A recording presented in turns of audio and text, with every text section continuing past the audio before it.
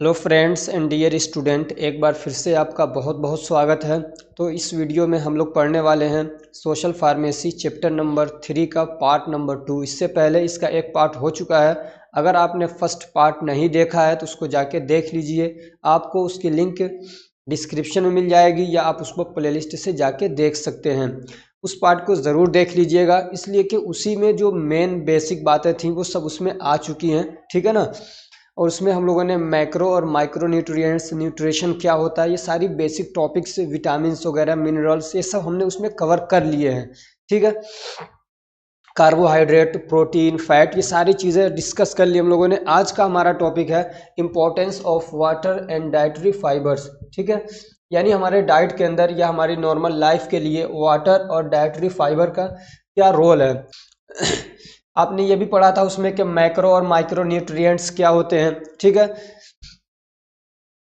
अब ये जो वाटर है और ये जो फाइबर्स हैं, ये भी हमको ना लार्ज अमाउंट में ज़रूरत होती है इनकी, हमको हमारी बॉडी को लार्ज अमाउंट में ज़रूरत होती है वाटर की भी और डाइटरी फाइबर की भी, ठीक है ना। तो इनको हम लोग मैक्रो न्यूट्रिएंट्स कह सकते हैं, लेकिन जो इसकी क्लासिफिकेशन है उसमें इसको इंक्लूड नहीं किया गया है। अब हम लोग पढ़ते हैं वाटर के बारे में, ठीक है।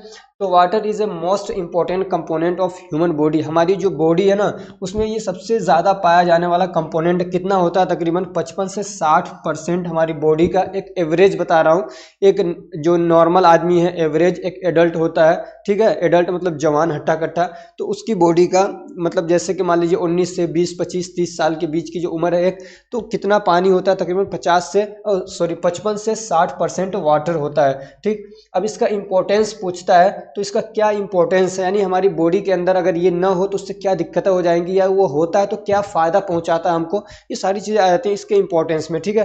तो ये हमको डाइजेशन में हेल्प करता है, ठीक है ना। किससे हम लोग खाना खाते हैं, डाइजेस्ट होता है, उसमें हेल्प करता है। और ये अगर ना हो तो उसकी वजह से क्या होगा, कॉन्स्टिपेशन हो जाएगा। कब्ज बोलते हैं ना, कब्ज हो गया पेट में, वो जो स्टूल होता है एकदम टाइट सा, हार्ड सा हो जाता है, वो निकलता नहीं है आसानी से, तो उसको ये रोकता है, ठीक है। वाटर अगर मतलब क्या कहते हैं सफिशिएंट अमाउंट में हो तो उसको रोकता है। मेरी तबीयत इतनी ठीक नहीं लग रही है, लेकिन मैं पढ़ा रहा हूँ, चूँकि बच्चे बार बार कह रहे हैं सर आप डेली अपलोड करिए वीडियोस, इसलिए मैं पढ़ा रहा हूँ, वरना पढ़ाने का कोई मूड नहीं था मेरा आज।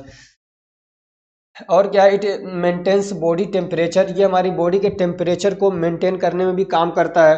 जैसे कि मान लीजिए बॉडी का टेम्परेचर कभी बढ़ता है तो वहाँ पे पसीना निकलता है, स्वेट ग्लैंड से पसीना निकलता है, स्वेट निकलता है, तो वो कहाँ से, वो भी तो पानी ही होता है एक तरीके से जो निकलता है, उसमें क्या कहते हैं मतलब सोडियम का भी कंटेंट हो सकता है। और क्या, it prevents dryness of skin, हमारे स्किन को ड्राई होने से रोकता है। पानी की कमी, जैसे ठंडियों में पानी कम पीते हैं हम लोग, देखते हैं कि कैसे हाथ एकदम कैसे मतलब ड्राई ड्राई से हो जाते हैं। और क्या, it helps in removal of waste from body, हमारी बॉडी से वेस्ट को रिमूवल करने में भी ये क्या करता है, हेल्प करता है यूरिन के रास्ते से, ठीक है ना। जो पेशाब बनता है, जो यूरिनेशन होता है, तो वाटर ही तो निकलता है, और उसमें दूसरे क्या कहते हैं जो वेस्ट होते हैं, क्रिएटिनिन हो गया, और क्या कहते हैं अमोनिया भी निकलता है उसके रास्ते से। और भी कई सारी चीज़ें जो मतलब सोडियम अगर ज़्यादा होता है बॉडी के अंदर वो भी निकाला जाता है, तो वेस्ट वहाँ से निकलता है वाटर के ज़रिए से ही, यूरिन के रास्ते से, ठीक है। और क्या, it provides lubrication in joints, हमारे जॉइंट्स में जो एक लुब्रिकेशन होता है, एक मतलब चिपचिपा पदार्थ होता है, यानी उसको जो मतलब मूव कर सके, जिसमें हमारी क्या कहते हैं जो हड्डियां हैं, जॉइंट्स हैं, तो वो लुब्रिकेशन जो बनता है उसमें वाटर का एक बड़ा कंटेंट होता है। आपने पढ़ा अभी उसमें क्या कहते हैं फाइबरस टिश्यू के अंदर, ह्यूमन एनाटोमी में, तो लिब्रिकेशन में जो मतलब वहाँ पे फाइबरस टिश्यू होता है एक लिक्विड वाला, तो उसमें भी तो वाटर का कंटेंट होता है। ऐसे क्या, it helps in maintenance blood pressure, blood pressure को मेंटेन करने में भी ये काम करता है। जैसे कि ब्लड का वॉल्यूम आपका ज़्यादा और कम होता है तो आपका ब्लड प्रेशर घटता और बढ़ता भी है, याद रखना चाहिए आपको। जैसे कि मान लीजिए किसी का ब्लड प्रेशर लो हो गया, तो सबसे पहले हम लोग क्या करेंगे, उसको दवा नहीं देते तुरंत, नॉर्मल टाइप के, जैसे कि मान लीजिए किसी का ब्लड प्रेशर लो हो गया तो उसको हम लोग क्या करते हैं, बॉटल चढ़ाते हैं, उसमें क्या होता है ज़्यादा, उसमें अमाउंट क्या होता है, वाटर का होता है। तो जैसे किसी का ब्लड प्रेशर लो हो गया तो आपको क्या करना चाहिए, तो एक तो इसका मतलब घर पे आप इलाज कर सकते हैं, मतलब अगर ज़्यादा लो नहीं हुआ है, मतलब नॉर्मली ऐसे हल्का फुल्का लो हो गया, थोड़ा सा चक्कर आ रहा है, तो आपको करना चाहिए उसको पानी पिलाइए, और जो बोला जाता है जीवन रक्षक घोल ORS, तो ठीक है, ओरल रिहाइड्रेशन सॉल्यूशन, तो आप नमक और पानी घोल के उसको पिलाइए, तो उससे क्या होता है, ब्लड प्रेशर बढ़ता है। तो कैसे बढ़ता है, ब्लड का वॉल्यूम बढ़ जाता है, ठीक है ना। तो इस तरीके से ब्लड प्रेशर को मेंटेन किया जाता है। इसकी जहाँ पे आएगी डिटेल ब्लड प्रेशर वाला, वहाँ पे आपको पूरा डिटेल पढ़ाया जाएगा, ठीक है। तो इतना याद रखिए कि ब्लड के, हमारी बॉडी के अंदर अगर वाटर का कंटेंट कम होता है तो उससे ब्लड प्रेशर हमारा लो भी हो सकता है, ठीक है। और अगर कम ब्लड प्रेशर लो है तो हम लोग वाटर के ज़रिए से उसको क्या बढ़ा भी सकते हैं। कई बार ऐसा होता है कि जब ब्लड प्रेशर हाई होता है, उसमें दवा कौन सी दी जाती है, डायूरेटिक। डायूरेटिक दवा क्या करती है, यूरिनेशन को बढ़ा देती है, जो यूरिन है, जो मूत्र है, उसकी जो क्या कहते हैं मात्रा को बढ़ा देती है, ठीक है ना। यूरिनेशन की क्या कहते हैं क्वांटिटी को बढ़ा देती है, जिसकी वजह से मान लीजिए आप नॉर्मली क्या 500 मिलीलीटर आप मान लीजिए यूरिन कर रहे हैं, 1 लीटर यूरिन कर रहे हैं। अब वो जो डायूरेटिक दवाएं होती है वो खाने के बाद आप 1 लीटर नहीं, अब 2 लीटर करेंगे, बार बार जाएंगे क्या कहते हैं यूरिन करने के लिए, टू मेक यूरिन, ठीक है। तो ब्लड प्रेशर को मेंटेन किया जा सकता है वाटर के ज़रिए से, उसमें हेल्प करता है। ऐसे ये हमारी किडनी को अच्छे से परफॉर्म करने के लिए हेल्प करता है। अगर वाटर ना हो तो किडनी भी क्या है, अच्छे से काम नहीं करती थी, कर सकती है, किडनी स्टोन होने के चांसेस रहते हैं। इसलिए देखते हैं किडनी स्टोन होता है, कहते हैं ज़्यादा से ज़्यादा पानी पियो आप, ठीक। ऐसे ही क्या है, एक मेंटेनेंस ऑफ बॉडी का हमारा जो पीएच लेवल होता है उसको मेंटेन करने में भी हमारा क्या है, ये वाटर काम करता है। ऐसे ही क्या है, जो सलाइवा के फॉर्मेशन में ये काम करता है। सलाइवा ये जो हमारे मुंह से ना, ये सलेवरी ग्लैंड होती हैं, यहाँ पे निकलता रहता है, थूक जैसा समझ लीजिए है, ठीक है ना। तो वो सलाइवा होता है, डाइजेशन में काम करता है, बल्कि कार्बोहाइड्रेट ना ज़्यादातर मतलब अमाउंट कार्बोहाइड्रेट का वो हमारे मुंह के अंदर डाइजेस्ट होता है सलाइवा की मौजूदगी में। सलाइवा कार्बोहाइड्रेट को डाइजेस्ट करने में काम करता है बहुत ज़्यादा, ठीक। अब हम लोग पढ़ेंगे डाइटरी फाइबर के बारे में। कल ये डाइटरी, ठीक है, तब ये सही से रहेगा आपका, सब सेंटेंस से ही बैठेगा। Dietary fibres are indigestible. क्या है, डाइटरी जो फाइबर्स हैं ये भी क्या है, तरीके के फाइबर ही होते हैं, लेकिन ये क्या होते हैं, इनडाइजेस्टेबल होते हैं, यानी हमारी बॉडी में वो डाइजेस्ट नहीं होते हैं। जैसे कि हम लोग मान लीजिए और भी चीज़ें खा रहे हैं, रोटी खाते हैं, चावल खाते हैं, तो वो कुछ अमाउंट उसमें कार्बोहाइड्रेट ऐसे होते हैं जो डाइजेस्ट हो जाते हैं, आराम से टूट जाते हैं, ग्लूकोज बन जाते हैं। लेकिन जो ये फाइबर्स होते हैं, जिसको डाइटरी फाइबर हम लोग कहते हैं, ये ना हमारी बॉडी के अंदर जाके डाइजेस्ट नहीं होते हैं। और ये क्या है, तो ये थ्रेड लाइक स्ट्रक्चर होता है इनका। थ्रेड लाइक स्ट्रक्चर का मतलब ये धागे जैसी कोई चीज़ है, ठीक है ना, ये ऐसे ऐसे, ठीक, उसको बोलते हैं थ्रेड लाइक स्ट्रक्चर। तो ये डाइटरी फाइबर जो होता है ना, फाइबर का मतलब ही होता है कि कोई पतली सी चीज़ है, कोई धागे जैसी चीज़ है, ठीक। तो ये जो डाइटरी फाइबर होते हैं ये भी एक तरीके के फाइबर ही होते हैं, ठीक है। और ये क्या होता है, इनडाइजेस्टेबल होते हैं। हम लोग जो खाना वगैरह खाते हैं, जैसे मान लीजिए रोटी खा रहे हैं, ठीक है ना, तो उसमें जो चोकर होता है, चोकर जो मतलब क्या कहते हैं, वो गेहूं का छिलका, उसमें भी फाइबर पाया जाता है, ठीक। ऐसे ही जो चावल होता है उसमें भी फाइबर पाए जाते हैं, जो राइस होता है उसमें भी फाइबर पाए जाते हैं, वेजिटेबल्स होते हैं उसमें भी ये वाले फाइबर पाए जाते हैं, अनाज वगैरह में ये सब पाए जाते हैं, ठीक है ना।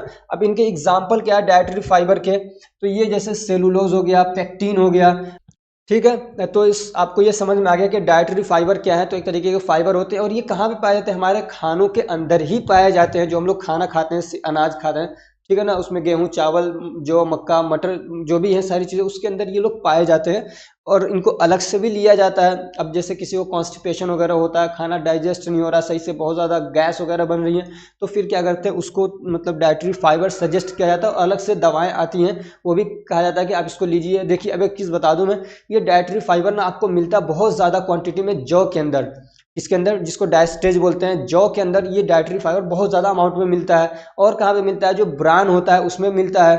अब ब्रान को भी हम लोग बाहर कर देते हैं। जो क्या, जो गेहूं होता है उसका जो छिलका होता है, इसको चोकर बोलते हैं, उसको भी निकाल के हम लोग बाहर कर देते हैं, उसके अंदर भी ये डाइटरी फाइबर काफ़ी ज़्यादा अमाउंट में मिल जाता है, ठीक है। ऐसे क्या है, these are found in crust of the cereals, specially fruits, beans, potatoes, vegetables. ये जो क्या कहते हैं, जो सीरियल्स होते हैं, सीरियल मतलब अनाज होते हैं, उनके क्रस्ट में उनका जो छिलका होता है उसमें पाए जाते हैं। और किस में पाए जाते हैं, फ्रूट्स में पाए जाते हैं। जो बीन्स होते हैं, जो सेम होता है, सेम सब्जी है, उसमें पाया जाता है। पोटैटोज के अंदर पाए जाते हैं। वेजिटेबल्स और भी जो है उनके अंदर ज़्यादा अमाउंट में पाए जाते हैं। और जो मीट्स वगैरह होते हैं उसमें ये डाइटरी फाइबर नहीं पाए जाते हैं, ठीक है ना। जो मीट्स वगैरह हैं उसमें अमाइनो एसिड और ये सारी चीज़ें ज़्यादा मात्रा में मिलती हैं, ज़्यादा क्वांटिटी में, ज़्यादा मिकदार में मिलती हैं। और जो आपकी सब्जियां वगैरह हैं ना, इसमें आपको डाइटरी फाइबर ज़्यादा मात्रा में मिल जाते हैं। अब इसके डाइटरी फाइबर के फ़ायदे क्या है वो देख लेते हैं हम लोग, इसके क्या इंपॉर्टेंस हैं। तो दे हेल्प्स इन डाइजेशन, ये भी डाइजेशन में क्या करते हैं, हेल्प करते हैं। It helps in intestinal peristaltic movement.